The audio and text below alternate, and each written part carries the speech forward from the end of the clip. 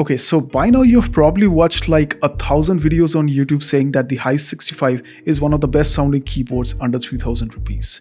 But I can assure you, no one has actually explained why this thing sounds so good. You do remember how this thing sounds, right?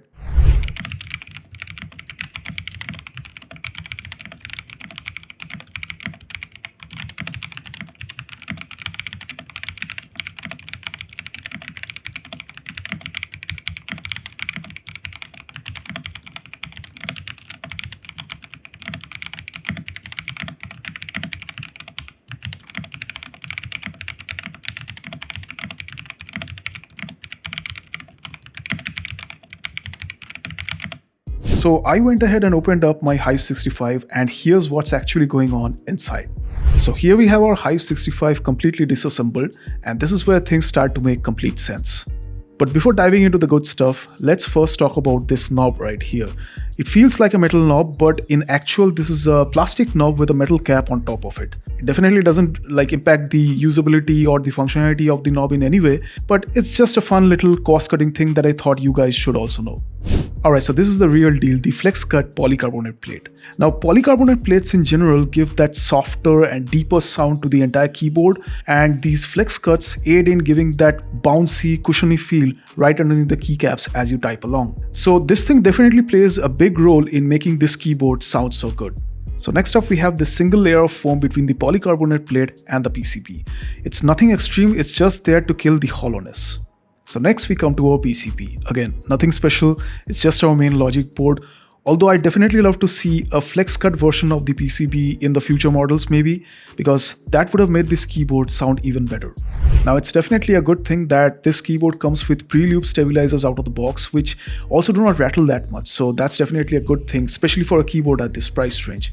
And these Kreo purple linear switches which we get with this keyboard are also really good because they are smooth and they also come pre-looped from the factory as well.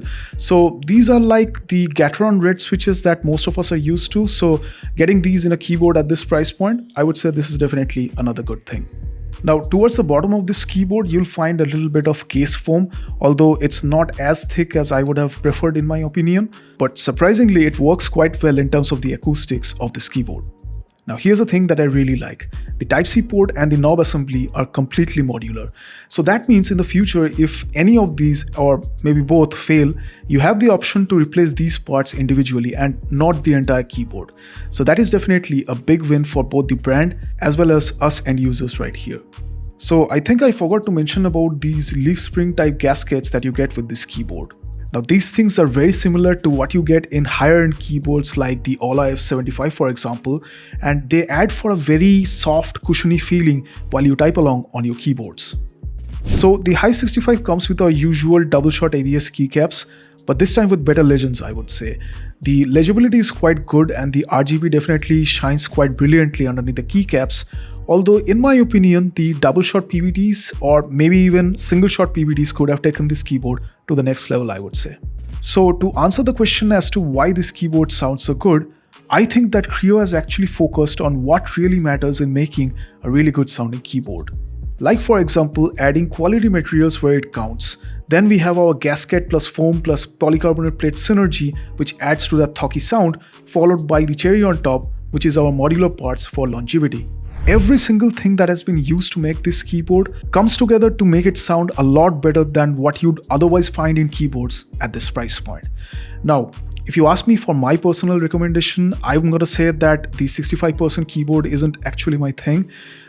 Since my workflow usually involves a lot of coding work as well as some gaming, I'd prefer sticking to my 75% keyboards. But let's say you want something that's clean and compact and doesn't necessarily take up a lot of space on your desk and your primary intention is to game with this keyboard. Then I would say the Hive 65 makes sense for you and it's definitely a great pick under 3,000 rupees. I'll leave my affiliate links down in the video description, go ahead and check them out, and if you're also interested, I'll be listing this up for sale if you want to grab this keyboard at a much lower price. So thank you so much for watching and I'll be seeing you guys in my next one.